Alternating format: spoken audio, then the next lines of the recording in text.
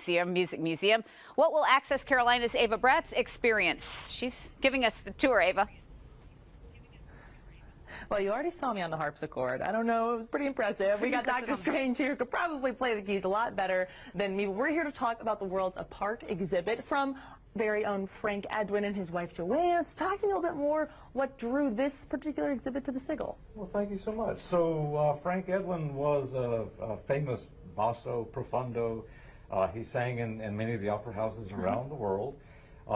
Later, he came to Asheville to become a professor at the UNC Asheville, and actually essentially started the music department at UNC Asheville. And so he was a very influential guy. His students absolutely loved him, and there's all these pictures of the students coming over to the house. And he amassed a large collection of world musical instruments, many of which he could play. And then he would put on these house concerts with the students. Wow. And when he passed in 2006, you know, the question is what to do with Dad's instruments.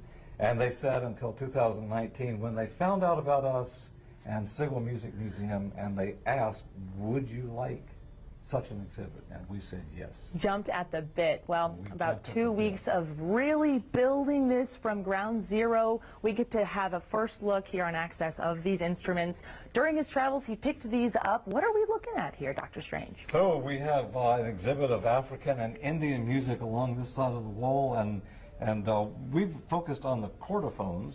He had actually picked up a number of drums as well, but I find the chordophone is something that people don't know as much about from Africa. And so Madeline and I looked at it and said, let's kind of highlight that and focus on that. And that's what we've done here. And he was successful at getting chordophones from essentially all over the continent. So wow. It's a good representation.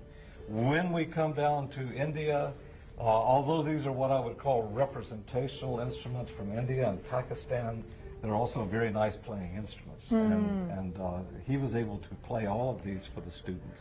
Oh my word! He's got to win the award for being able to play every single instrument on the planet. He was the Roy Clark of world instruments. That's a good way to say it. A great guy to have known. Yeah. Well, and how does understanding the history behind music kind of unlock that appreciation for cultures? Well, what we have done at every stage is try to put a map behind the instruments so people can see exactly where they came from and give you an appreciation not only of the differences but of many of the similarities. So while you're looking at an instrument that looks a lot like a guitar, you see that this is what they were doing in Italy.